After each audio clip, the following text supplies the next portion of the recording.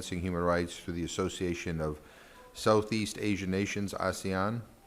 I would like to, well, my co-chair Joe Pitts should be here shortly, I expect, but it's one of those crazy days up here, so people will be coming in and going out. I want to welcome our witnesses here, and I want to thank you for your great work and hard work on human rights. Some of you have traveled a great distance to join us, and you bring expertise and on-the-ground experience from the region, and so it's great to have you here. Formed in 1967, ASEAN is Southeast Asia's principal multilateral organization.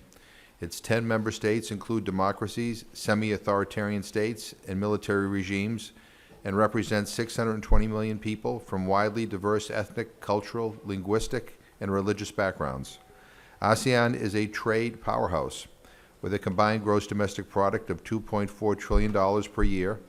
Were it a country, it would be the world's 7th largest economy and our 4th largest export market. 4 ASEAN members have signed the Trans-Pacific Partnership.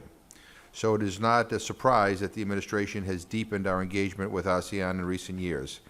President Obama established a permanent mission at the Secretariat in Jakarta in 2010, upgraded annual gatherings of U.S. and ASEAN leaders to a formal summit, and declared the U.S.-ASEAN Strategic Partnership in 2015. He hosted the first U.S.-ASEAN Leaders Summit on U.S. territory this past February and plans to visit Laos in the fall for his last ASEAN Summit. As the relationship deepens, one of my key concerns is whether the Strategic Partnership's stated commitment to strengthening democracy, enhancing good governance, and the rule of law, and promoting and protecting human rights and fundamental freedoms will keep pace with the economic security and other aspects of the relationship. Some contend that the varying human rights records of ASEAN members are not the business of the U.S., or that human rights are a Western cultural construct. Yet, should a region's complexities mean that its inhabitants are less deserving than other peoples to the full enjoyment of universal human rights? The answer is no. But when it comes to the protection and guarantee of human rights, unfortunately, ASEAN is behind the curve. To be sure, some ASEAN members, such as Indonesia and the Philippines, have thriving democratic institutions in spite of their shortcomings. Burma has the opportunity to build upon its recent historic elections, although the entrenched military retains veto power and the minority Rohingya remain disenfranchised. Others in the group include Laos and Vietnam, are one-party states with poor human rights records. Cambodia has a multi-party system, but has been ruled by a strongman for more than 30 years. Brunei is an Islamic theocracy where adultery and same-sex acts are illegal and punishable by death under Sharia law. Singapore and Malaysia both hold parliamentary elections, but favor social control over robust freedom of expression. Of the 10 states, 4, Malaysia, Singapore, Brunei, and Myanmar, have neither signed nor ratified the International Covenant on Civil and Political Rights. As a multilateral organization, ASEAN can and should do more to promote and defend universal human rights. Under pressure, ASEAN has taken some steps. It is a Declaration of Human Rights, a Human Rights Commission, and a charter that codifies some rights. But as we will hear today, these fall short. For example, the Commission cannot investigate cases. More generally, ASEAN's founding documents incorporate the principles of non-interference and consensus-based decision-making, while retaining an antiquated interpretation of sovereignty that considers human rights internal affairs. This is inconsistent with international law, and in practice make it difficult for members to raise human rights concerns. I'm convinced that civil society drives well-functioning human rights systems. Civil society organizations bring cases, serve as watchdogs, and cover more geographic and substantive ground than governments. But in ASEAN, civil society has been relegated to the sidelines. There is no individual complaint mechanism to bring cases, and legitimate NGOs have been denied accreditation before the Commission. When a coalition of NGOs wrote an open letter expressing their growing concerns, Laos, this year's summit chair, canceled the 2016 Civil Society Conference. For these reasons, before the February U.S.-ASEAN Summit, I joined my colleague, Mr. Lowenthal from California, and others in calling on President Obama to prioritize human rights in Sunnylands and to ensure civil society participation. So I look forward to hearing from our witnesses about the human rights aspects of our relationship with ASEAN. While it is not our role to simply impose our values on other countries, as a global leader and a partner to ASEAN, the U.S. government must use all available tools to support international human rights standards and advance the rule of law, as well as democratic principles. In short, the U.S. can and should help close the gap between the human rights aspirations and realities for more than 620 million inhabitants of ASEAN. With that, I want to now turn it over to Mr. Lowenthal of California, who is very active on this issue, for any opening statement he may have. Thank you, Mr. Co-Chair McGovern, and I want to thank our witnesses, Mr. Busby and Ms. Willett, for joining us at this very important hearing today. Many of the countries in ASEAN have an extremely troubling human rights records. Thailand has been ruled by a military junta since the 2014 coup, and in efforts to restore democracy have been halting and uneven. In Burma, despite the historic election of Aung San Suu Kyi and the National League for Democracy, the Rohingya people continue to face widespread persecution and displacement. As the representative of one of the largest Vietnamese American and Cambodian American communities, I am specifically interested in Vietnam and Cambodia, and honestly, I'm deeply troubled by recent developments in these countries. In Cambodia, opposition leader Sam Rainsy has been forced out of the country by an ongoing politically motivated government investigation. Now that he has fled the country, the government is going after deputy opposition leader Kem Sokha.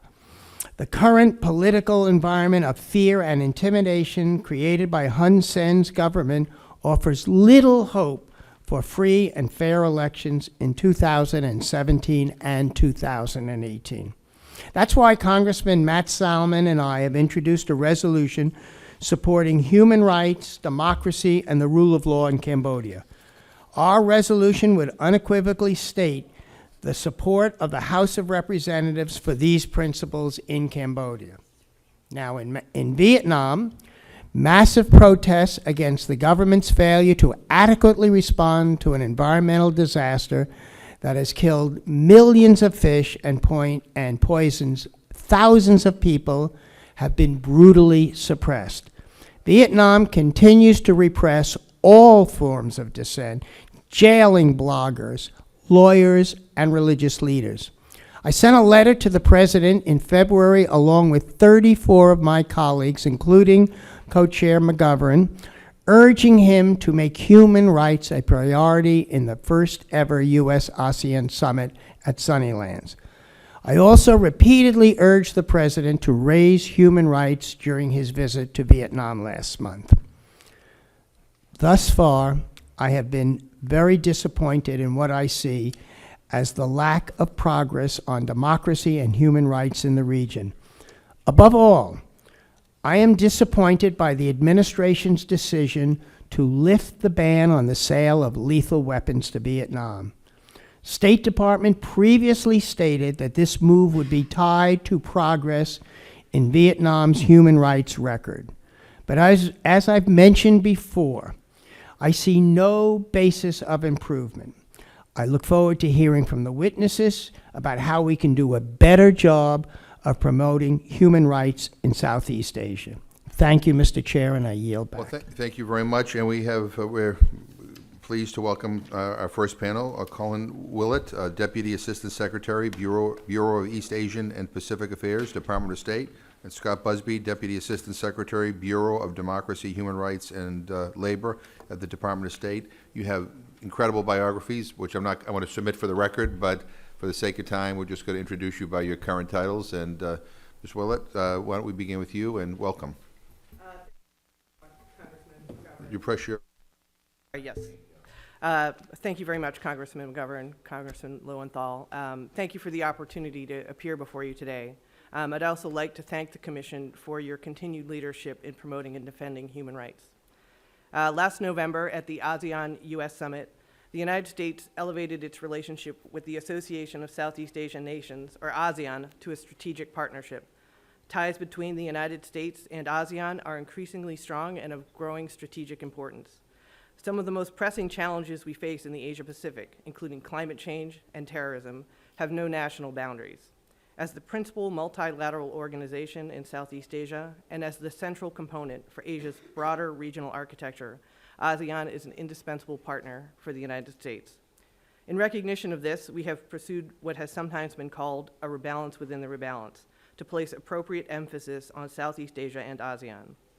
We signed the Treaty of Amity and Cooperation, appointed the first ambassador to ASEAN, and joined the East Asia Summit, the region's premier leaders-level forum for engaging on political and security issues.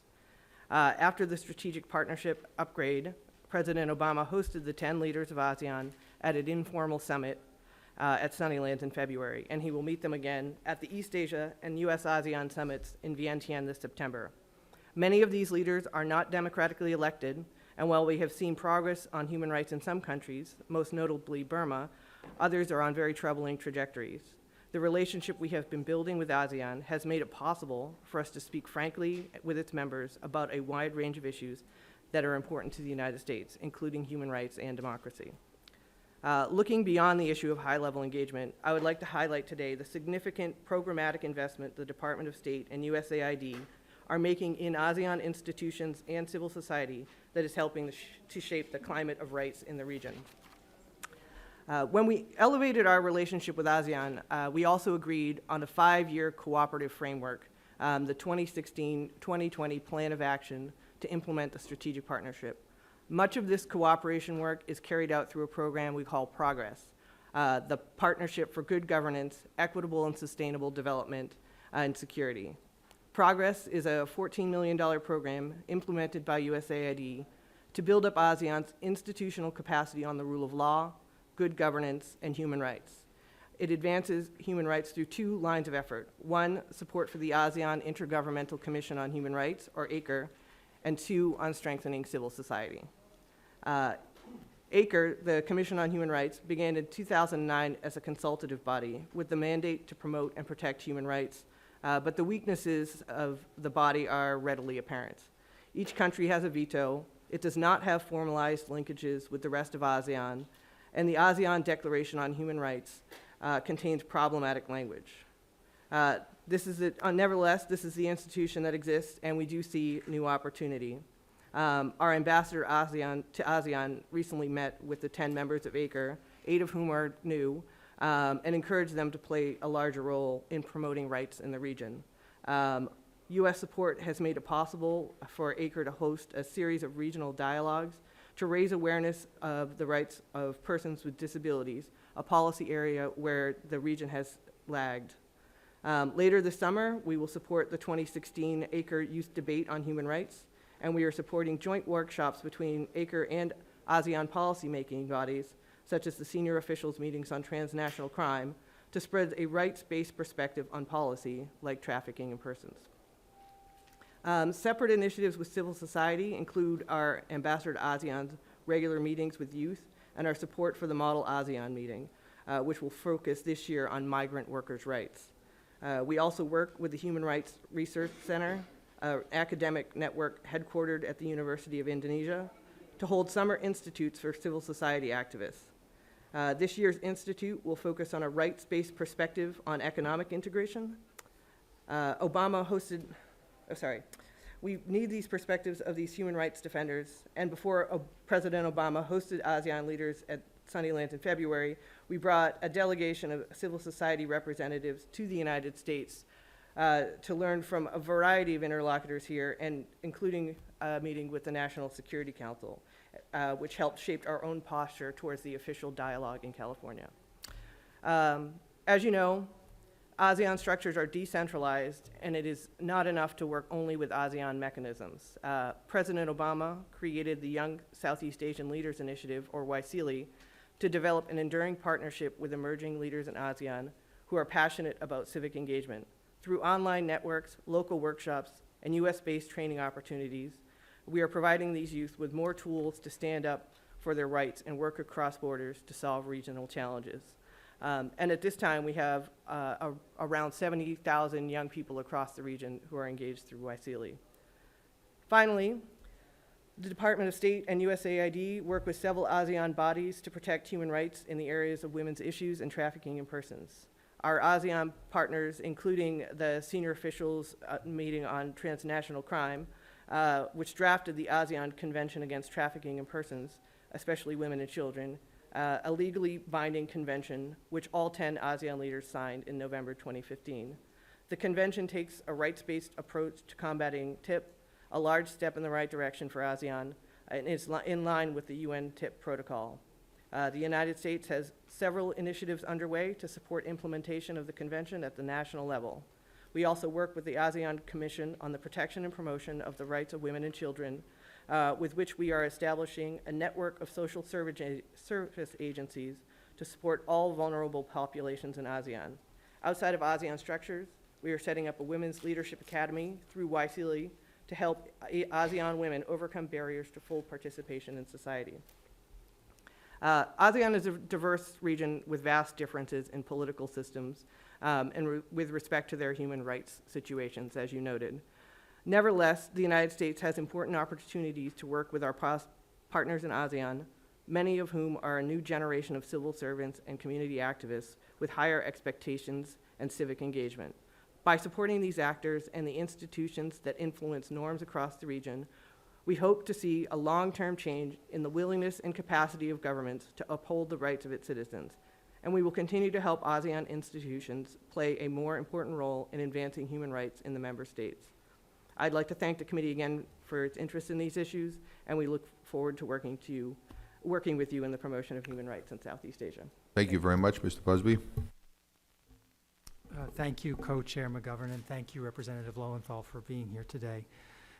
It's a privilege and honor to be here, and I thank you for casting a spotlight onto the human rights situations in the ASEAN region.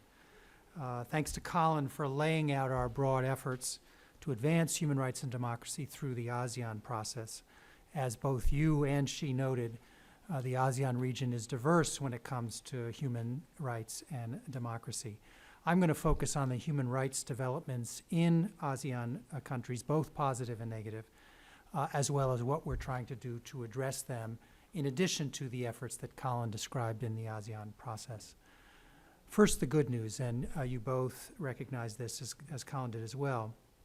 There are countries in ASEAN making progress, the most dramatic of them being Burma.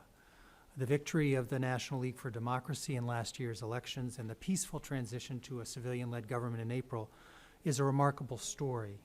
It's a testament to the fact that a concerted international effort to pressure an undemocratic and repressive regime can work. It shows the incredible resilience of the people of Burma, who, despite years of privation and suffering, were willing to turn out in record numbers to vote for a new government. We were especially pleased to see that one of the new acts of the newly elected government was to release most of the remaining political prisoners in the country. However, significant challenges remain, and you both alluded to them. The Burmese constitution continues to allocate to the military a quarter of the seats in the national and regional parliaments, which effectively gives the military a veto over constitutional reform. I would also note that the Constitution provides that the military should occupy the leadership of 3 key ministries. Fighting continues in Kachin, Shan, and Rakhine states. The situation of the Rohingya and certain other ethnic and religious minorities remains grim. And of course, the level of economic development is among the lowest in the region. Fortunately, however, the new government has made a priority of addressing all of these challenges, and we are doing what we can to support them. But the road to solving these problems is likely to be long and circuitous. And I would specifically note with regard to the Rohingya that Secretary of State Kerry was there recently and had a public exchange, both a private exchange with Aung San Suu Kyi that focused on that problem, as well as a public exchange in which she indicated the importance of dealing with that issue. And she has talked about establishing a commission to look at it, and we know that her government is looking hard at ways of solving the problems facing the Rohingya, as well as the general lack of economic development in Rakhine State. Another success story is Indonesia. It's important to keep in mind that Indonesia emerged from authoritarian rule only 18 years ago, and it continues to grapple with challenges relating to that past. But the fact that it held a successful election in 2014 that was viewed as highly credible and which facilitated a peaceful transition to a new government is an important milestone. This accomplishment is all the more impressive for taking place in the world's fourth largest country. Despite these successes, Indonesia still has a lot of work to do consolidating its democratic gains. For example, corruption continues to be widespread, and the protection of the rights of ethnic and religious minorities is uneven. However, these concerns should not obscure the remarkable progress Indonesians have made over the last 18 years. They enjoy more freedom and prosperity than at any time in their history. Civil society is blossoming, the press is generally free, and women have a growing and influential voice. The Philippines is another general success story. Since the ouster of the Marcos regime in 1986, the Philippines has enjoyed a string of democratically elected governments. In particular, we congratulate them on their most recent elections, which we consider to have been free and fair and were more peaceful than in past years. Nevertheless, there continue to be many human rights challenges. Our countries, however, have strong and enduring ties based on our extensive military partnership and our shared respect for democratic values, and these provide us with ample opportunities to discuss and help the Philippines address their challenges. While there are these positive stories, there are also countries where there are significant human rights concerns, and you both identified several of those cases. Thailand is one. Since the military coup in May 2014, the right of citizens to choose their leaders has not only been denied, but there have been strict limitations on civil liberties such as freedom of expression and freedom of assembly. Under the broad powers the military government has granted itself, no gathering of 5 people or more is allowed. Prosecutions under Thailand's lèse majesté law have increased dramatically since the coup, including a string of arrests in April and May. Over 1,400 criminal cases have been initiated against civilians in military courts, which lack the fair trial protections of civilian courts. And a national referendum on a new constitution is slated for August, but campaigns or criticisms against that draft constitution are prohibited. Cambodia is another country on a downward trend, and I note in particular, Representative Lowenthal, your remarks on that, where we largely concur with your analysis of the situation. Cambodia has been ruled by the same party and same leader for the past 31 years. The leader of the opposition, Sam Rainsy, is in self-imposed exile due to the resurrection of questionable defamation charges against him. The CNRP's deputy leader, Kem Sokha, is currently holed up in CNRP headquarters in Phnom Penh to avoid arrest on what appear to be politically motivated charges. Foreign and Cambodian employees of the human rights NGO Ad Hoc have been arrested and detained, and one member of the UN Human Rights Office has been charged as well. There are now more than 30 individuals who have been convicted or detained on various charges relating to activities criticizing the government. All these efforts seem to be aimed at undermining any opposition to the ruling party in advance of the 2017 commune elections and the 2018 national elections. We are also increasingly concerned about the human rights situation in Malaysia. Just 3 weeks after the most recent elections in 2013, the government arrested several opposition leaders under the Sedition Act, a law that Prime Minister Najib had formally promised to repeal. In March 2014, opposition leader Anwar Ibrahim was convicted of politically motivated sodomy charges levied against him in 2008 and remains in prison. Since June 2015, when Prime Minister Najib became embroiled in allegations of corruption regarding his ties to the state-owned development company 1MDB, there has been increasing use of the Sedition Act and other laws to harass, detain, and imprison government critics, including Anwar. We are also closely watching reports that tolerance of religious diversity in Malaysia is backsliding. Trafficking in persons also continues to be a serious problem on which we have been deeply engaged with the government. Nevertheless, our cooperation on issues of mutual interest, such as trade and counterterrorism, do provide us with a foundation to raise our concerns frankly on human rights and frequently with our Malaysian counterparts. Vietnam and Laos are also countries where we have ongoing concerns, and you both also mentioned those as well. While Vietnam has made some modest progress on human rights in recent years, including reducing the number of political prisoners from over 160 in 2013 to fewer than 100 today, there remain serious and ongoing restrictions on freedom of speech, assembly, association, and religion. We are very concerned about the recent uptick in arrests and convictions of bloggers and rights advocates under vague penal code articles, and the efforts to restrict recent protests over the massive fish kill along Vietnam's coast. We've been pressing the Vietnamese government, including through our annual human rights dialogue, to immediately and unconditionally release all political prisoners, institute a permanent moratorium on arrests of peaceful activists, and continue the legal reform process to bring Vietnam's laws and their implementation into conformity with their international obligations. Despite the very real challenges, we are optimistic about Vietnam's long-term trajectory, however. President Obama became the first sitting U.S. president to meet with members of Vietnamese civil society during his recent visit, though we were very disappointed that 4 representatives were prevented from attending that meeting.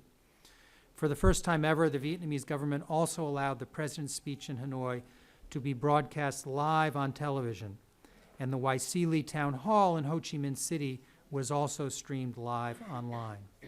Citizens in Vietnam are increasingly active on the internet. Many of them, as you know, are on Facebook and exchanging information both inside the country and with people outside the country. And many of them are engaged in civil society activities.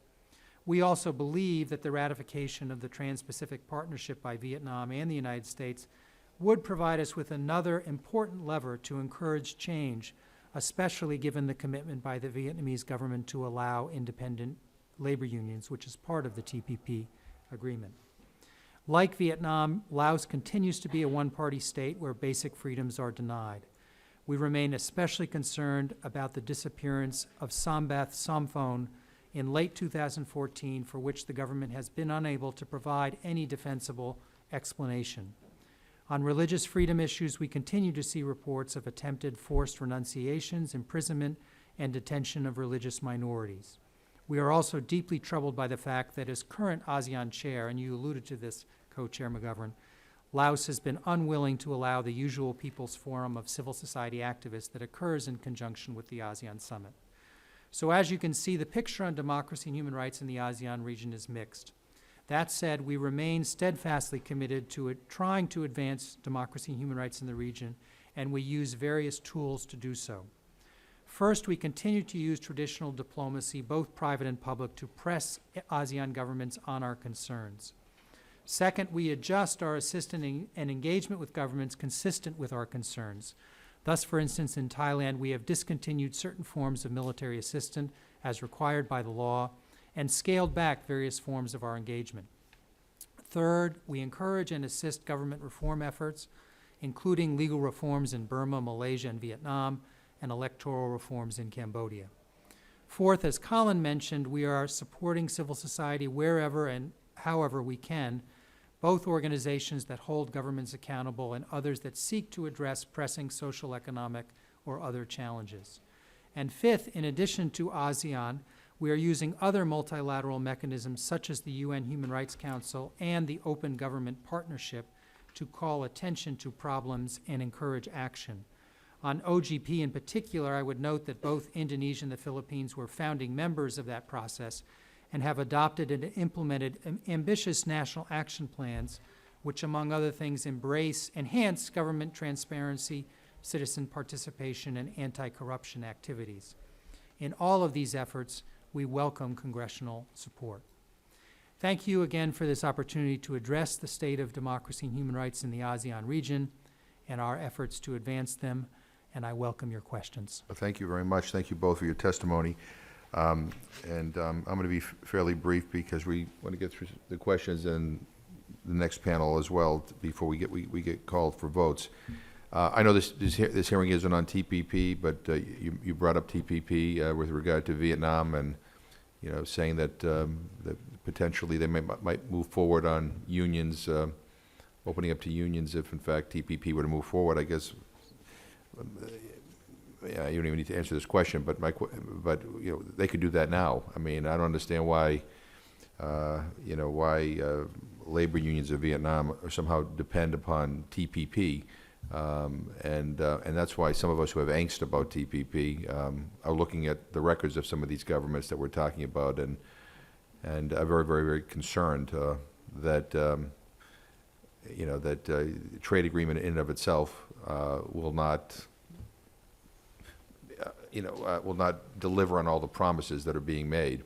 And the reason why we say that is because there are a lot of other trade agreements where promises were made with other countries and they haven't delivered. So I just kind of raised that. But let me just ask a question. Were human rights on the agenda of the Sunnyland Summit?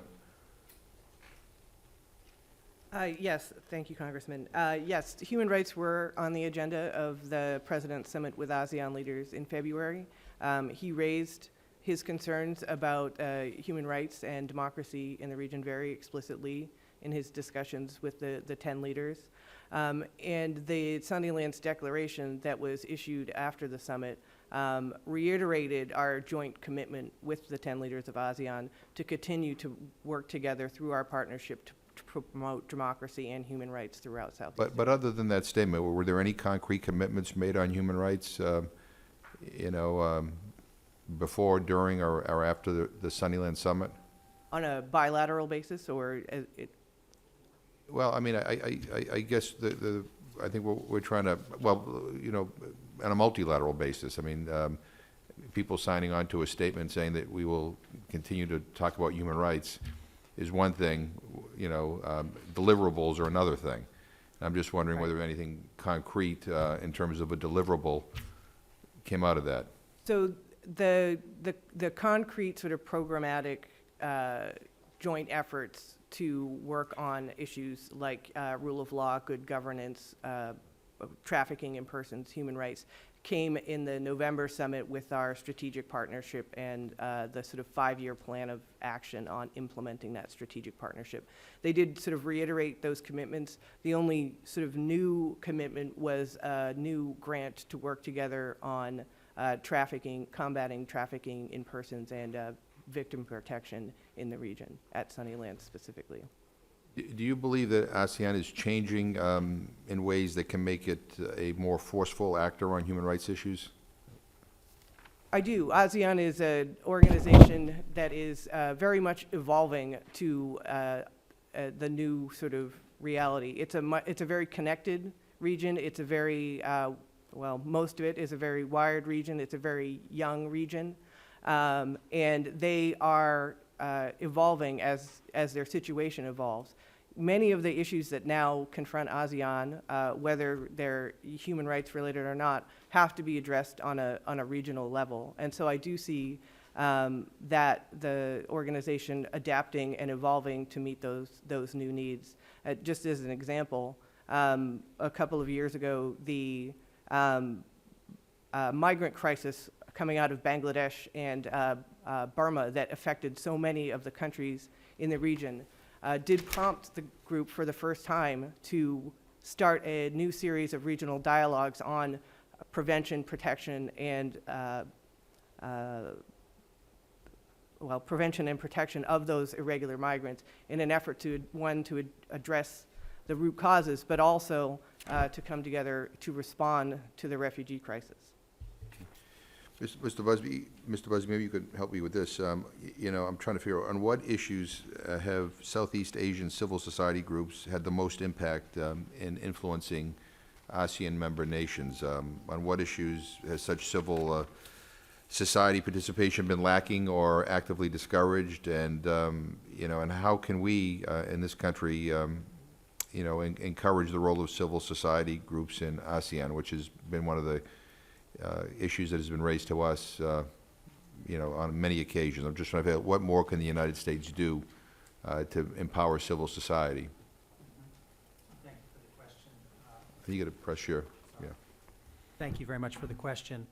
Well, an issue that is obviously core to civil society is freedom of association and assembly. And while there continue to be restrictions, constraints in various countries in the region, I think, you know, the fact that civil society is there and pushing on these issues has been significant. I do think one of the newer developments in the region is the emergence of civil society pushing for the rights of lesbian, gay, bisexual, transsexual, and intersex persons. There are small groups in a number of countries in the region, even in Vietnam. There's been progress on that issue, so I think that is an area where there has been some progress as well. I think in terms of support, I mean, it's both in terms of speaking out in support of these organizations and discreetly providing them with funding to, help them sustain themselves. DRL does have a budget, a relatively small one, but that budget is, largely devoted to supporting civil society. And USAID, through its programs in the region, also does support civil society to a great extent, including through the program Progress that Colin mentioned. So I think to the extent that you can continue to help ensure that, our funding requests that do support civil society are supported here in the Congress, I think that would be quite useful. I appreciate that. I'll turn over to Mr. Lowenthal. Thank you, Mr. Co-Chair. My question is to either one of our witnesses, on what factors did our administration base its decision to lift the ban on lethal weapon sales to Vietnam? I'll take that one. As the president said, the ban on lethal weapon sales was put in place in the 1960s during the Vietnam War. And our relationship has obviously moved well beyond the war. So I think we have viewed it as a relic, and more significantly, the Vietnamese government reviews it as a relic of the past. And there are many more conservative elements within the Vietnamese government who continue to view the U.S. with suspicion, given the fact that this lethal weapons ban was in place. So I think the president's decision to lift the ban was partly informed by the view that lifting the ban would allow us to remove this element of suspicion and distrust and give us the opportunity to talk with them more honestly and openly about these issues. I would note as well, even though the ban itself was lifted, that individual sales of weapons to Vietnam will be noticed to the Congress and give you all an opportunity to comment on them, depending on what your views are on them and their impact on the human rights situation. We in the executive branch, under the President's conventional arms transfer policy, are obliged to review each transfer in terms of the larger human rights situation, as well as the particular ways in which the weapons could be used to commit human rights abuses. So even though the overall ban itself was lifted, we think there's ongoing leverage in terms of individual Let me talk about this leverage. I see that we got nothing back in terms of human rights. We lost a leverage. The State Department, as I said before, previously stated that the removal of the lifting of the lethal weapons ban would be tied to progress in Vietnam's human rights record. I don't see anything, and I think we just gave that up. Can you respond to that? I mean, as I mentioned in my testimony, we have seen a decline. From 160 to 100, but we've also seen with Pastor Win Kong Chin, he remains in prison. His wife was recently beaten by security. As you pointed out, the president could not meet with human rights activists. We have a series of arrests. So there may be some slight decline, but we're not seeing any real change in the Vietnamese government's treatment of people. Overall number of prosecutions in the past 2 years or so for people exercising their fundamental rights is dramatically lower than it was in prior years. It's not to condone the fact that they're still taking place, and the 9 convictions that have already taken place this year are deeply concerning to us and reflect, as I mentioned, a slight uptick, which is concerning. But we continue to press them at every opportunity through our dialogue, through our bilateral relationship. Father Lee, who is a quite prominent dissident, was released a few months early, a little something. We are talking to them in great depth about legal reform. They have made a few reforms that are positive.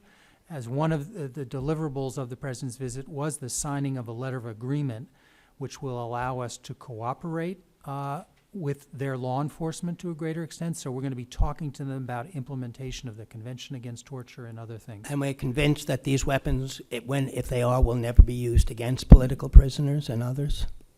I Since mean, first of all, there are no weapons currently potentially on the that horizon could to be be sold, transferred. that could be sold now that we've lifted the ban. on As lethal I weapons. mentioned, under the conventional arms transfer policy that we review and that my bureau, DRL, is deeply involved in reviewing, each individual sale will be reviewed, and if we feel that they could be or would be used for domestic repression, then we can stop the sale. I just want to say that I think that it's admirable our increasing our relationship and with the government of Vietnam. I see diplomacy as the best method, but I see this policy as inconsistent with previous State Department policy said that there has to be demonstrable changes in human rights to lift the ban. I want to switch to Cambodia. What role can we play, or should we play, in ensuring fair elections in Cambodia? We all know that's coming up, 2017. Agreements were made right after the last election. But as you've pointed out, the opposition party there's a direct attack upon the opposition party. What role can we play? A couple things there. First of all, our ambassador is working in lockstep with a number of other like-minded ambassadors in Phnom Penh in pressing the Cambodian government on our concerns. Have we seen any changes by the Cambodian government in a positive direction? We've seen now that an increasing oppression towards political opposition in Cambodia. So there has been a downturn recently. They have not, even though they tried to arrest Kem Sokha a week or so ago, they at least haven't barged into headquarters yet. We're continuing to tell them we would view that as highly inappropriate. In terms of electoral reform itself, after the last elections, we are working with the Electoral Commission to help it up its game, to try to ensure that every Cambodian citizen who wants to vote can register to vote. There were some problems with registration in the last election cycle, and we're continuing to work on that to give them the technical capacity to do that. But we agree with you that currently the problem is that the current government led by Hun Sen seems intent on decimating the political opposition. And so as you've pointed out, how long has that government been in? 31 years. So it's not just the current government. If I could just very quickly add to that, to what Scott said, we've also, or USAID has increased their funding for FY16 by about $10 million to increase our support to civil society organizations that are working to provide capacity building and other assistance to groups that are working on to advance democracy and electoral reforms. Thank you, and I yield back. Let me just ask a couple last very quick questions. What is your view of the ASEAN Human Rights Commission? How would you characterize that?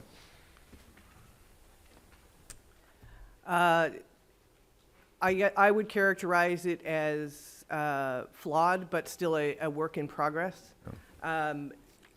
It is something that falls short of international standards, and that is, at this point, sort of hampered by the consensus-based sort of non-interference principles that have guided ASEAN from the beginning. That said, there is, I think, strong interest in the region in continuing to engage with us, to work with us, to strengthening ASEAN institutions. It is an opportunity to have frank conversations with representatives of the entire region about some of these issues. And it's an opportunity to provide the type of training and input on a regional level that we didn't have before. And we had raised the issue of the Rohingya before. Is there any time frame on it or indicators for improving the Rohingya situation? Do we have any reports on that? There's not a time frame, but there is, we believe, a very sincere and solid commitment from Aung San Suu Kyi and the current government to address the problem. It's a multifaceted problem, involving discrimination, freedom of movement, and the like. And it is a problem that's also one that the region or the province as a whole faces. So we're trying to address it sort of comprehensively by increasing economic development for everyone in Rakhine State, the Rakhine, ethnic Rakhine, as well as the Rohingya.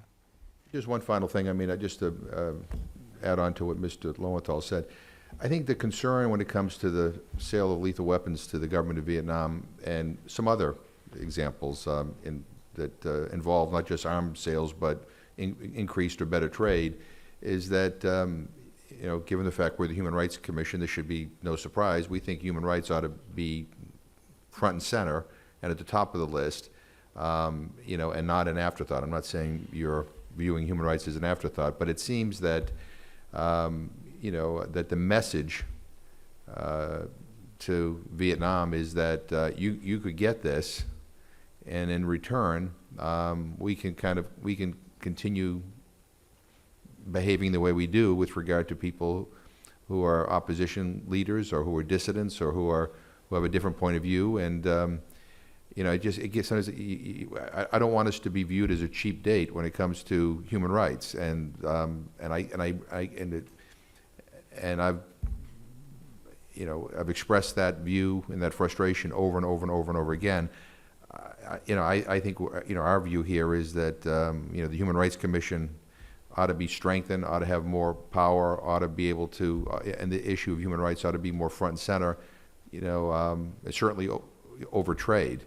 Because I don't, look, we've increased trade with a number of countries that have lousy human rights records, and guess what? They still have lousy human rights records.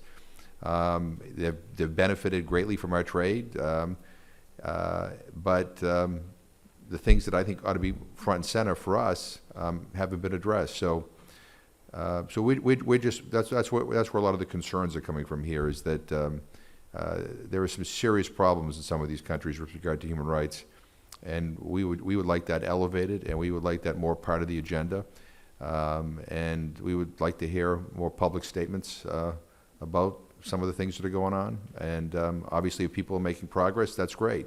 But human rights ought to be front and center, even when it comes to trade agreements.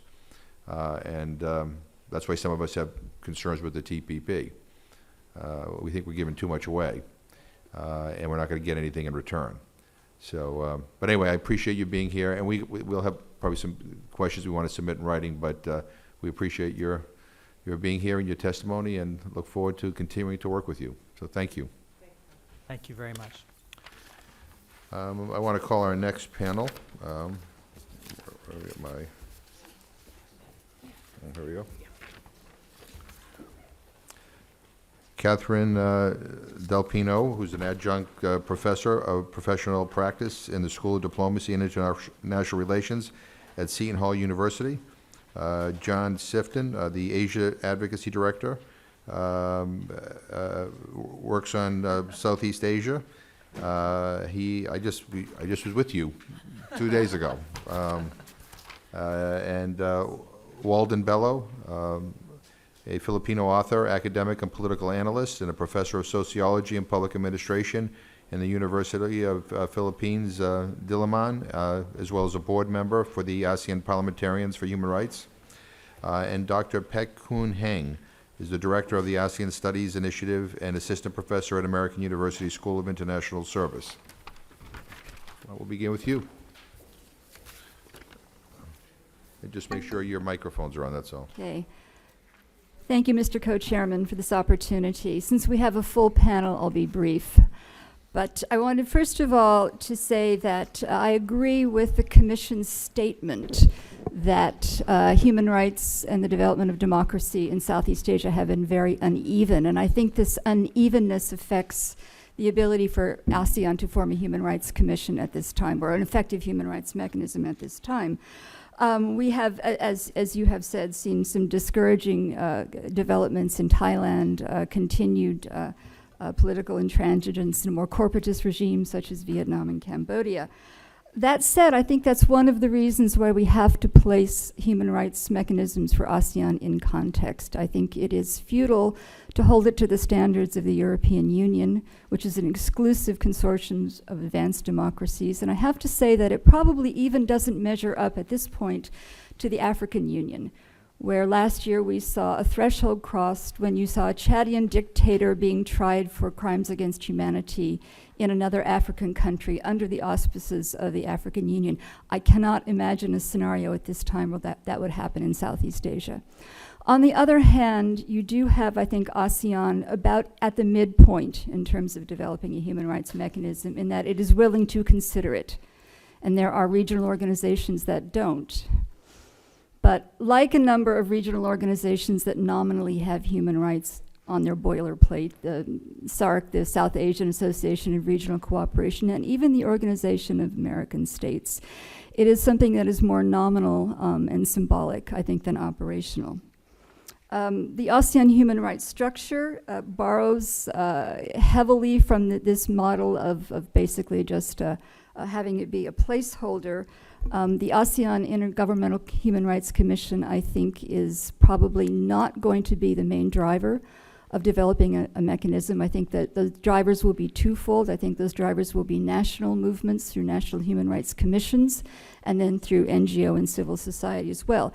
That said, the Intergovernmental Human Rights Commission is a fact of life. It has to exist, or there will be no ASEAN coordination on human rights. Let me just very briefly jump to some recommendations. One is that I don't think in our representations on human rights, we really place regional human rights mechanisms very high at the top of the list. And I say this as a former human rights official in the State Department, that we typically focus on individuals who are under siege, political activists, etc. And we also typically focus on political and civil rights, which is something about our own political heritage. Until having a human rights mechanism for ASEAN reaches higher on the list in the briefcase of the memos of the diplomats who go off, etc., I don't think ASEAN is going to believe us that we really do think this is an important thing to do. Second is that I think that it is important to encourage the remaining 5 countries that do not have national human rights commissions to do so, and to have a complete across-the-board set of human rights commissions.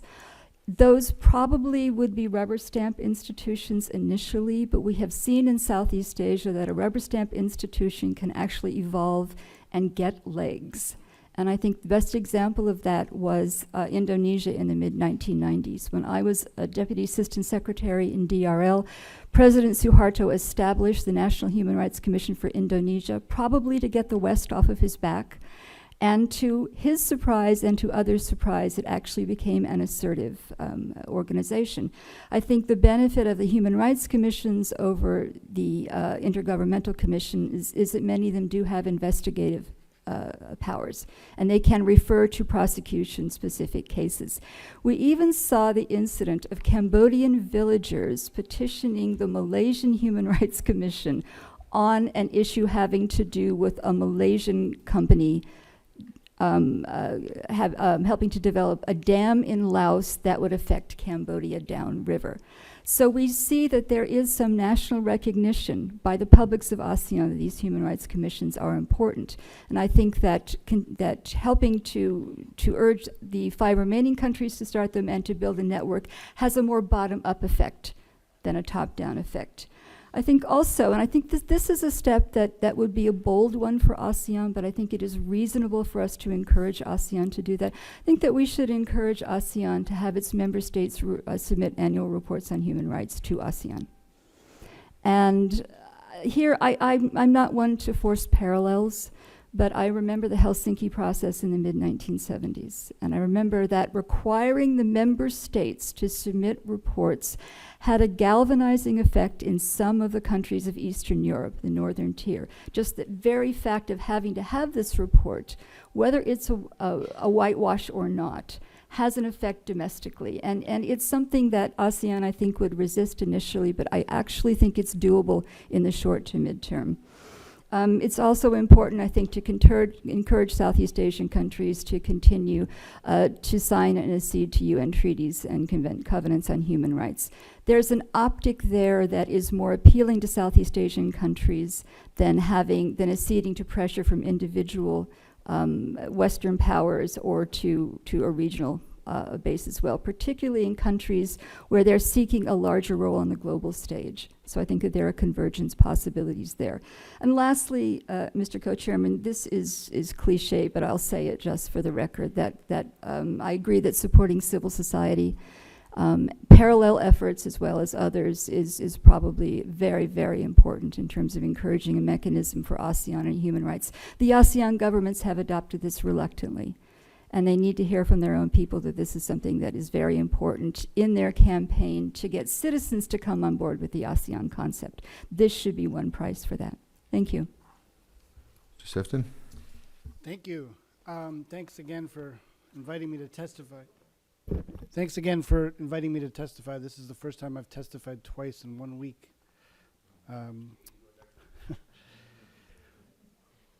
I think Deputy Assistant Secretary Busby really laid out exactly what the big problems are with each of the 10 member states of ASEAN, so I'm not going to belabor it. I would like to get admitted into evidence this report from February 2016 on human rights in ASEAN, which lays out each country, Without objection. human rights issues in each country, except for Laos, excuse me.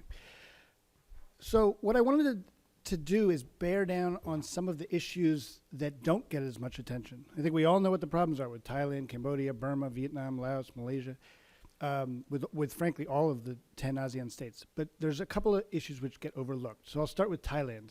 One is that Thailand does not have an enormous amount of USAID funding for democracy and governance because it's a more developed country.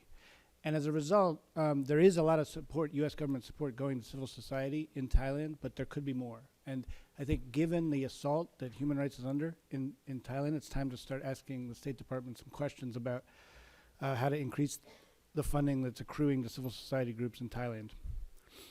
It's good that there is increased funding through the progress that was mentioned by Progress program, but I think we have to look hard at that and see if there's areas that can be boosted so that the groups on the ground that are advocating for human rights and rule of law in Thailand are getting more support. Now, that's a general thing across the region because I think it's important for the State Department to recognize that norms of democracy and rights and rule of law are under assault worldwide, but in particular in ASEAN. And as a result of that, democracy and governance funding and DRL funding for support for human rights groups needs to be rejiggered. It might be a zero-sum game where hard decisions need to be made about eliminating programs that are oriented towards beneficiaries and reorienting that money towards advocacy groups that are advocating for norms and don't necessarily help individuals with particular needs that they have, but are more sort of abstract and academic, because right now we're facing a norms crisis worldwide, but in Asia in particular. So rejiggering that money, redirecting some of the democracy and governance funding, and all of USAID's funding is an important thing, not just in Thailand, but regionally. Cambodia, I mean, look, I was just in Phnom Penh. I visited Kem Sokha in CNRP headquarters, and it's clear what's going on. We are at the cycle point that we've been at probably 5 times since 1991, where Hun Sen has decided to crush the opposition yet again, leading up to an election which he would probably lose if it was free and fair. So I think it's time to turn the page with Cambodia. It's time to start talking about Cambodia like we talk about a country like Zimbabwe. And what that means programmatically is that it's time to start talking about tough measures, not just pulling back on funding, which frankly Hun Sen probably doesn't care about, but talking about targeted sanctions on individuals in the CPP, visa bans, travel bans, things like that. It's time to start talking about that. Burma, look, huge strides. We don't need to go into all the details, but one thing that just systematically does not get enough attention is the armed conflicts in the northeast. Shan State, my colleague just visited recently, is in a state of active combat. There are warplanes bombing places in Shan State. There are hundreds of thousands of people displaced in both Kachin and Shan State. There is a negotiation that is supposed to be brokered in July. This is a foundational issue in in Burmese governmental crisis. The junta arguably took power in 1962 because of the democratic government's failure to deal with ethnic armed conflict. So this is something that just needs to get more attention. That's just a broad comment. Vietnam, I really can't say enough that Representative Lowenthal's questions were completely apt. The lifting of the arms sales ban seemingly had no basis in reality. I mean, there was nothing that Vietnam did. The lowering of the number of political prisoners primarily due to the fact that they served out their sentences. I agree that the number of prosecutions has declined, but the number of cases of harassment and violence and thuggery by plainclothes Vietnamese security personnel have increased. In other words, they've shifted the methodology of repression from prosecution to thuggery. So it's too late, to revisit that. The fact of the matter is the president made the decision. There was a very healthy interagency debate, and there were many members of the administration who did not agree with the decision. I'm just stating, the truth here. But at the end of the day, President Obama is merely 1/3 of the U.S. government, and I think Congress should use its authority to ask tough questions about arms sales going forward and even place holds on them when they feel as though Vietnam needs to have the crack of the whip to see how serious the United States government is about its concerns with the crackdowns that are still occurring.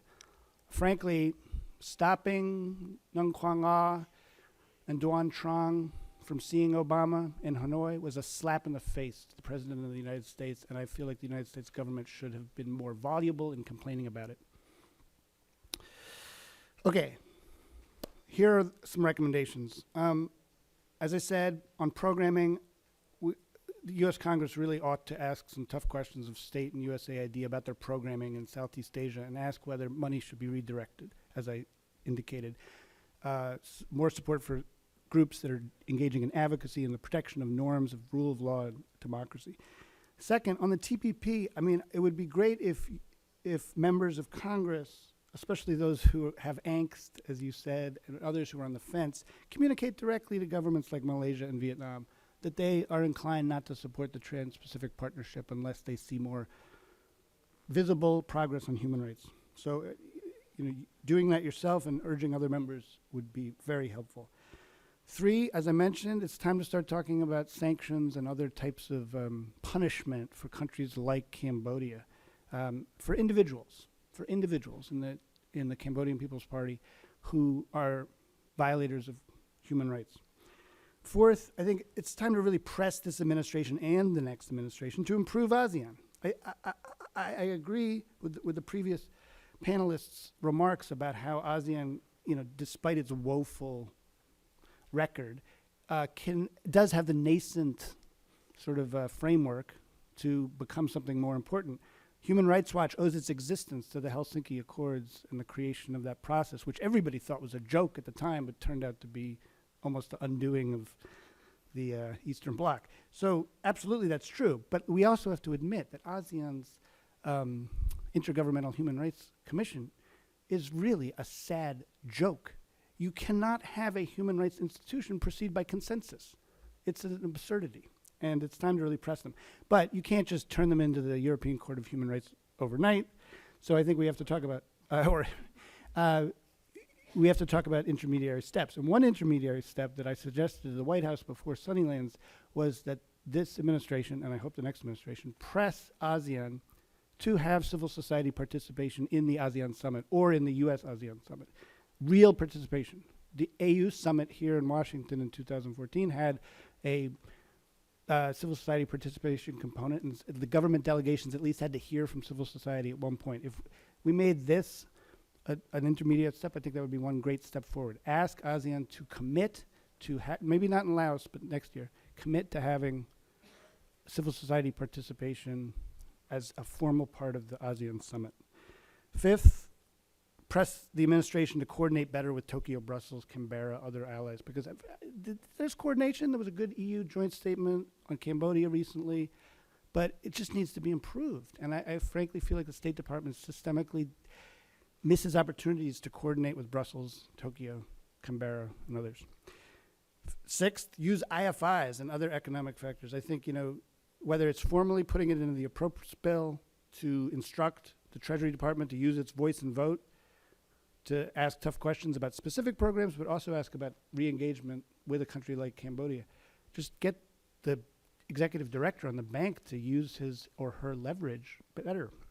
And last, seventh, just urge this administration and the next administration to speak more forcefully and frankly and specifically about its human rights concerns, because President Obama does a great job talking about the general principles, but when it comes down to specifics, he doesn't really go there. And the next president, it's probably going to be the same. So I think being more specific about what our concerns are, enunciating them more specifically, and specifically focusing on the principle of non-interference as an antiquated, anachronistic concept that needs to be basically abandoned, would be to the good. So those are the basic recommendations. We'll be glad to discuss them more in. Thank you very much, and I'm going to have to temporarily suspend while I go to another committee and vote, but someone's coming right back. Either I'll be back or Mr. Pitts will be here in about 5 minutes. So I apologize, but this is what happens on Fridays here. All right.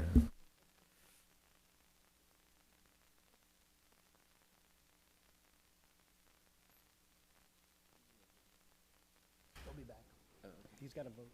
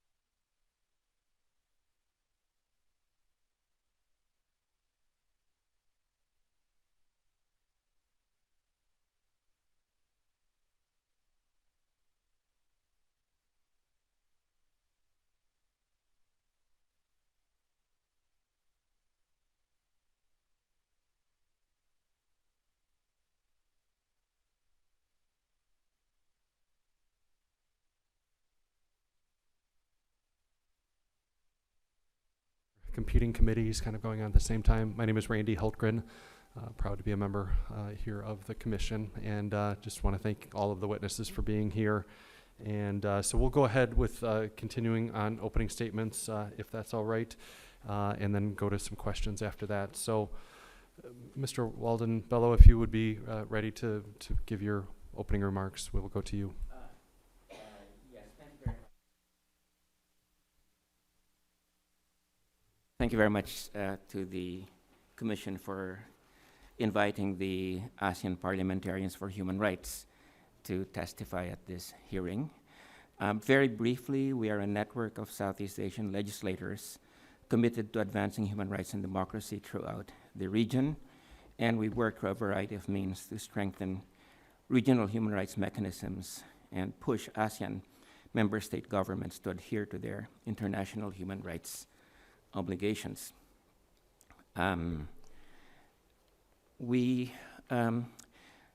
Since we've had already 4 witnesses that have spoken with respect to the record of ASEAN, especially with respect to human rights and democracy, I would just like maybe to say that I do share many of the same concerns. The situation in Thailand, for instance, the situation in Cambodia and Malaysia in terms of the space for opposition disappearing, and of course the discussion that has taken place around Vietnam, Cambodia, and Laos, where dissent is very much circumscribed. Well, to put it bluntly, the future of democracy in Southeast Asia is at risk.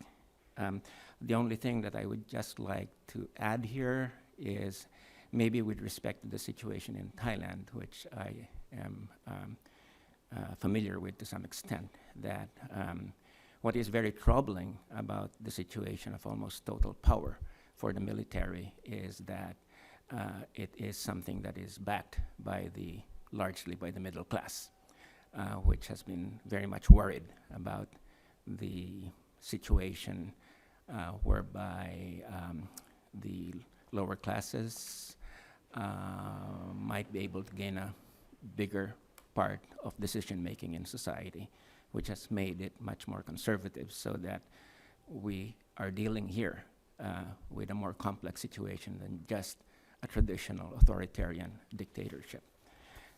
The second development that I would just like to briefly address is the situation in the Philippines.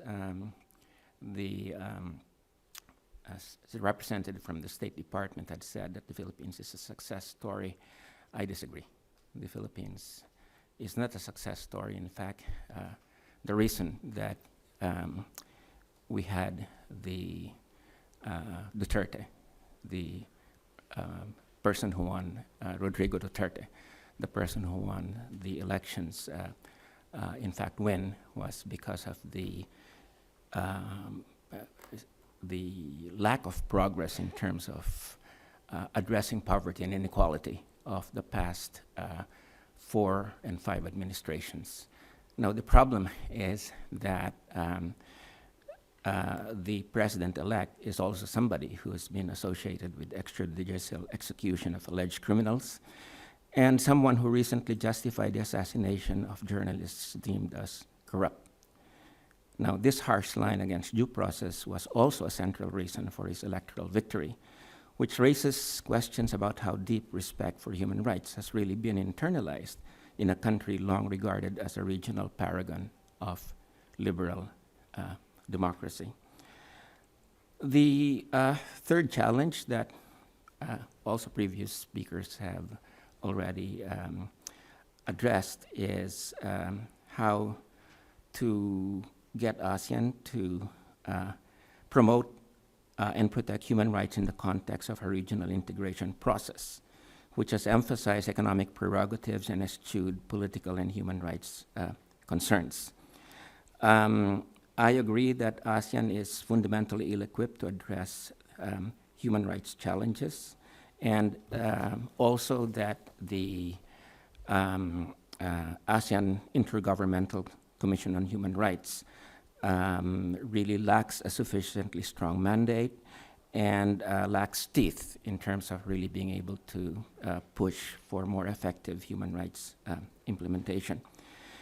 And I also agree that ASEAN's consensus-based decision-making structure is really problematic in this regard. But there have been some glimmers of success, and certainly the ASEAN's approach to Myanmar under military rule, under prodding from many international actors, ASEAN did manage to apply much-needed pressure on the Burmese junta, resulting in positive changes that we're seeing today. And APHR was, in fact, one of the organizations that participated in this process. With respect to the role of the United States, yes, public pronouncements and bilateral meetings to condemn human rights violations and support the fundamental rights of legitimate opposition voices is very much needed, and I think that should continue.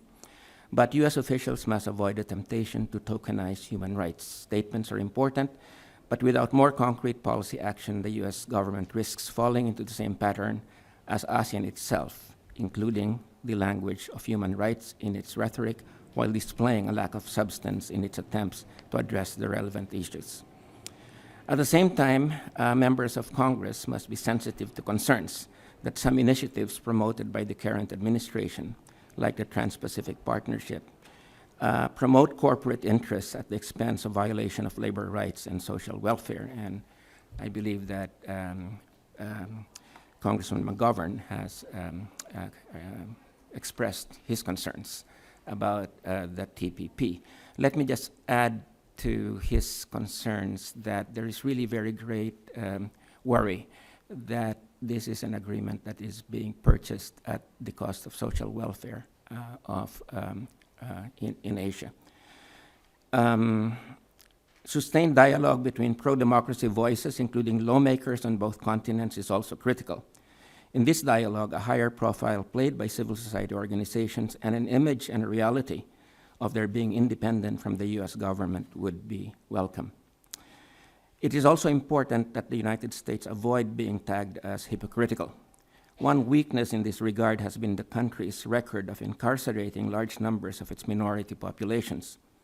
In addition, since the ASEAN region has been a source of productive migrants to the United States and is home to a large Muslim population, there is fear that anti-immigrant and anti-Muslim sentiments are on the rise in the American population, and that government policy is conciliating this. There is no perfect society when it comes to the observation and practice of democracy and human rights. And if the United States is to be effective in assisting in the promotion of democracy and the institutionalization of human rights elsewhere, its officials must be sensitive to the limitations of their own society. More humility and more openness to criticism would contribute to ASEAN governments being less defensive about their own shortcomings. In this regard, Mr. Chairman, I would just like my written statement to be included in the record, as well as the APHR's paper on the erosion of democracy in Southeast Asia. So the points that I have made are mainly, just brief summaries of key parts of the paper. Thank you very much, Without objection, Mr. that'll be Chair. made part of the record. Thank you. Thank you, Mr. Bello. Next, we'll recognize Dr. Hang. Thank you, Mr. Co-Chairman, for this opportunity to appear here today. As last speaker, I will obviously be echoing and talking on about the same themes that were raised by the previous speakers. I'd like to begin by noting that while the ASEAN Human Rights Declaration pays lip service to the UDHR, its general principles reflect a compromise among the 10 ASEAN member states whose systems of government, as we've seen earlier, range from military dictatorship, Muslim monarchy, communist authoritarian regimes, and 6 hybrid democratic systems, which include 2 consolidated democracies, 1 fledgling multi-party system, and 3 semi-democratic one-party dominant system. And crafted according to the ASEAN way of consensus-based decision-making aimed at upholding national sovereignty and non-interference. The declaration represents the lowest common denominator of what the ASEAN governments are willing to commit to human rights promotion within their own national borders. It is a conceptual construct that identifies human rights promotion as a long-term aspirational goal rather than a guide to specific actions to protect civil liberties. In essence, it was promulgated to enhance ASEAN's moral authority within its own domestic publics and to strengthen the grouping standing in the US-dominated global discourse on human rights and democracy advancement. So what can one expect from the ASEAN Intergovernmental Human Rights Commission, AICHA? In keeping with the ASEAN government's driving principle of safeguarding national sovereignty, AICHA was intentionally designed as a weak institution with a mandate only to project ASEAN member states' willingness to learn about human rights, but not necessarily to respect, promote, or protect them.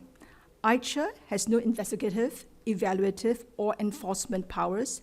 Its authority is confined to the right to collect information on human rights in each ASEAN country, to engage and consult with CSOs and other human rights stakeholders, and to enhance public awareness through education, research, and dissemination of information on such thematic issues as irregular migration, trafficking persons, women and children in conflicts and disasters, rights of persons with disabilities, juvenile justice, right to health, education, and peace. And as the previous speakers say, the emphasis on economic and social cultural rights, not on political and civil rights.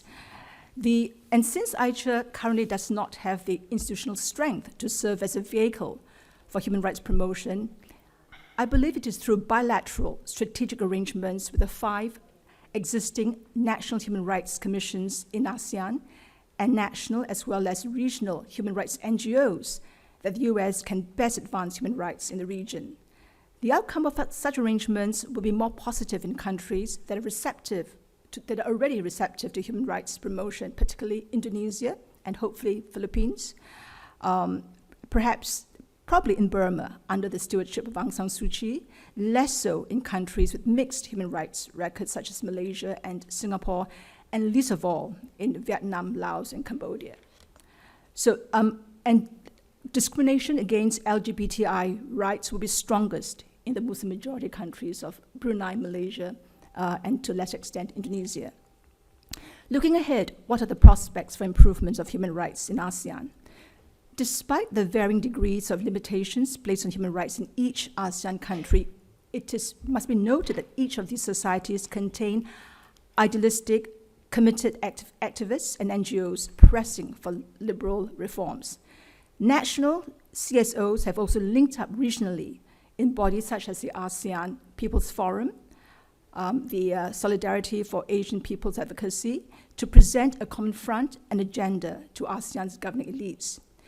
Given the institutional weakness of the ASEAN Secretariat and the predisposition of ASEAN governments to discourage domestic CSOs from interacting regionally across borders, US democracy and human rights promotion efforts should be dual-tracked to simultaneously build up both the national and regional capacity of ASEAN CSOs. This parallel dual-tracking with bottom-up effects would enable cross-fertilization of best practices with lessons and strategies learned from the more robust human rights communities to benefit the weaker and more fragile CSOs in Laos, Vietnam, and Cambodia. I have 6 recommendations to make to the committee, and these are aimed at placing greater emphasis on human rights in the US-ASEAN strategic partnership. First of all, I would like to see an expansion and strengthening of the capacity of civil society organizations in ASEAN countries by promoting youth leadership and civil society linkages between ASEAN and the US. Increase congressional funding for programs such as the Young Southeast Asia ASEAN Leadership Initiative, YSEALI, the US-ASEAN Fulbright Visiting Scholars Initiative, the International Visitors Leadership Program, and the Kennedy Lugar Youth Exchange Study, YES, program for high school students. These initiatives have successfully built up fledgling civil society movements in the newer ASEAN countries and deepened human rights NGO capacity in the older ASEAN nations. The second recommendation is to earmark funding for the training of ASEAN anti-trafficking NGO leaders who can partner with law enforcement officials in their respective countries in identifying and addressing human rights violations, both among domestic populations and victimized foreign migrant workers. The third is to fund ASEAN CSOs across border linkages that facilitate both national NGOs working under the auspices of regional bodies, such as the ASEAN People's Forum, to address common objectives related to democracy promotion, ethnic minority rights, religious freedom, and trafficking in persons. Fourthly, to increase funding for democracy and human rights promotion advocacy groups here in the US, such as the NED, IRI, John Sifton's Human Rights Watch, Amnesty International, which in their watchdog roles over the years have collaborated effectively with ASEAN-based CSOs in building capacity to champion democracy and civil liberties, both nationally and regionally. Fifth, increase efforts to strengthen pro-democracy and human rights institutions in the Muslim-majority countries, particularly in Indonesia and Malaysia, which together with the Muslim minority countries make up almost half the population of ASEAN.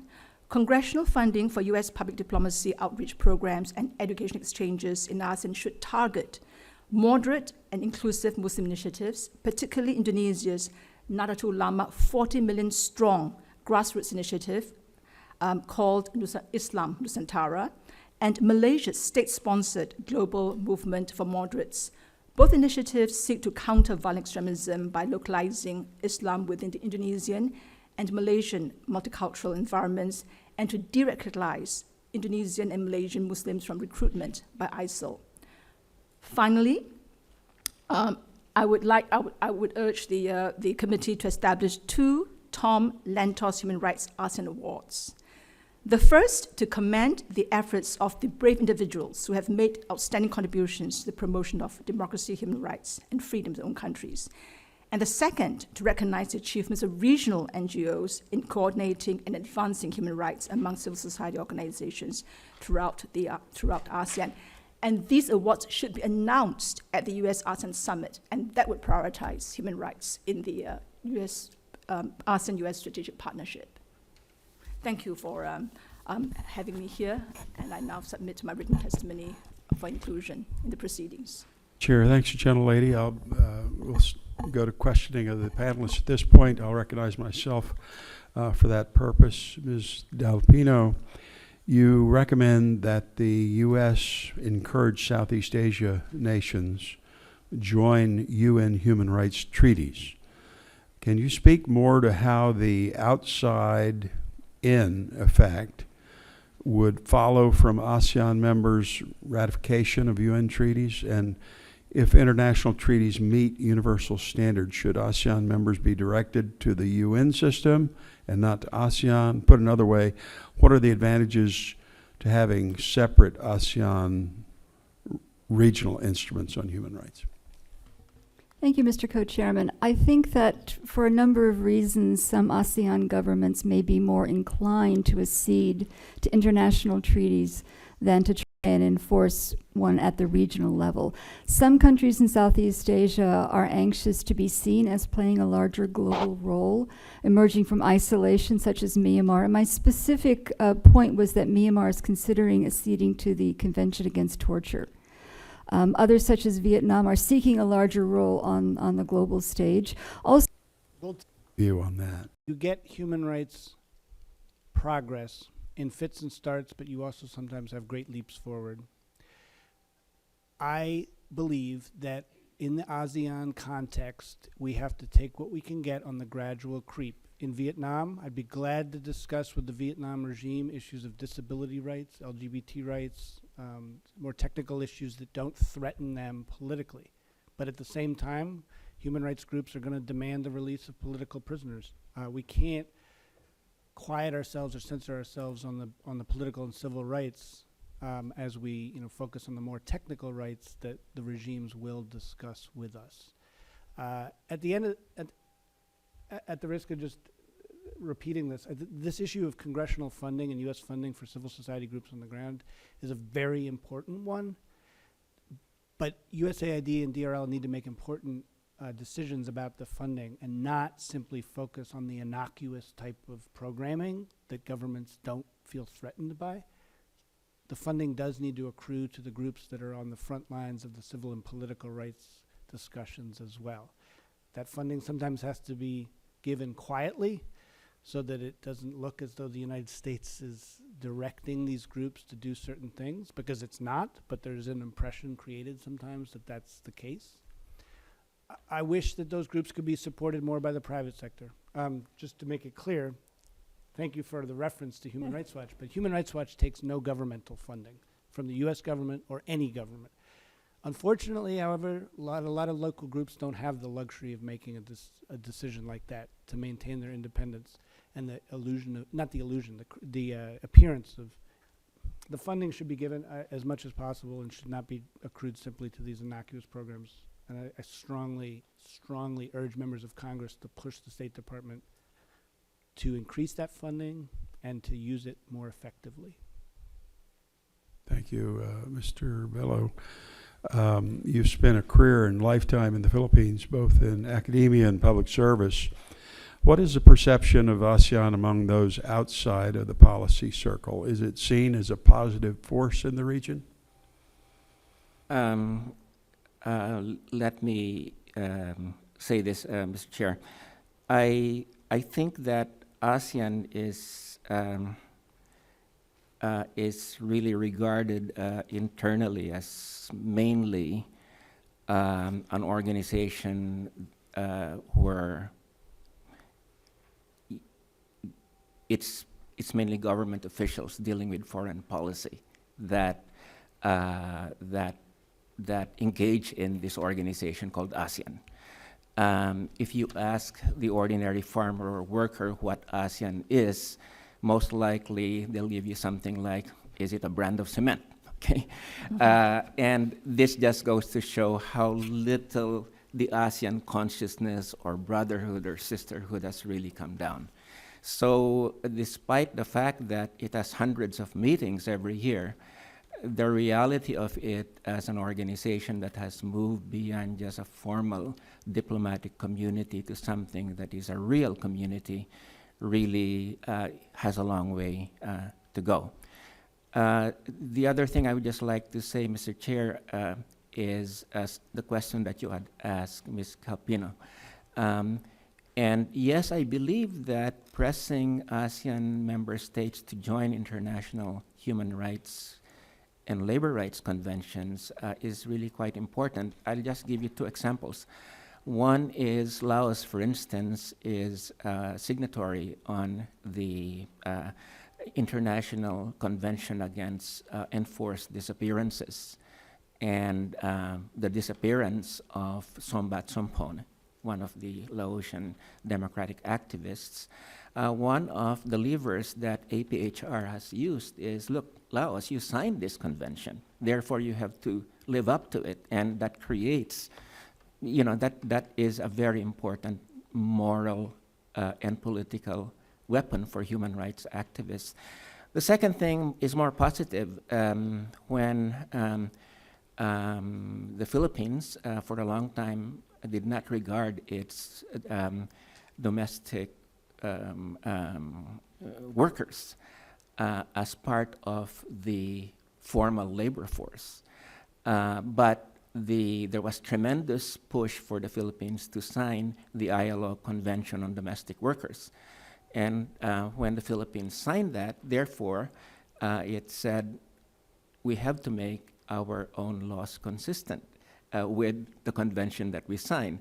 And I know this because I was one of the sponsors of the Domestic Workers Act. And this is a case whereby signing an international agreement can, in fact, promote legislation internally that is positive. So I would definitely endorse the recommendation that is proposed by our previous speaker.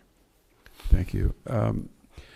Dr. Hahn, you note that some countries are stronger in corralling other countries towards a human rights center. Are there any states that the United States should target to lead changes within ASEAN? there is no state that will have a perfect performance on human rights. But if you have to target two states, I would say Indonesia would be the state to work with, because they have there is a very robust, the freest press, democratic civil societies, civil liberties are very strong there. And Islam in Indonesia coexists with secular democracy, and there are human rights groups that are very secular in outlook. So, and more important is because of the fact that two of the largest Indonesian Muslim movements, they claim 100 million members, they are committed to a inclusive, moderate, sort of a non-Islamist state. So that's the way to work. The whole gamut of human rights in Indonesia, and they also include political and civil rights, not only economic, social rights. Philippines, I would have said, was another country, but under Duterte, I'm not quite sure how that will go. Then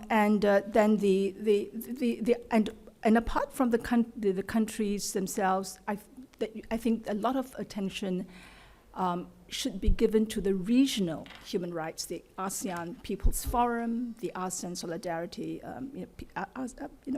Forum.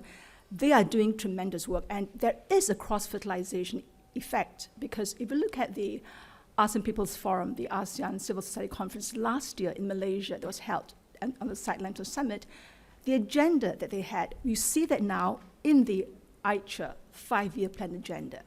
So some of the agendas are taken over: developmental justice, peace, security, and strengthen the mandate of AICHA, of the ASEAN Women's and Children's Committee, of and establishing a migrant workers committee.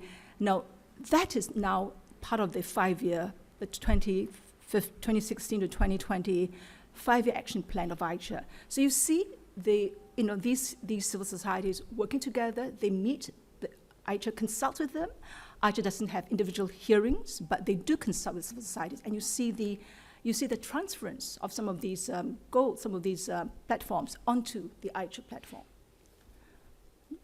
Pardon me, are we voting? Was that? Yeah, we have been called to a vote.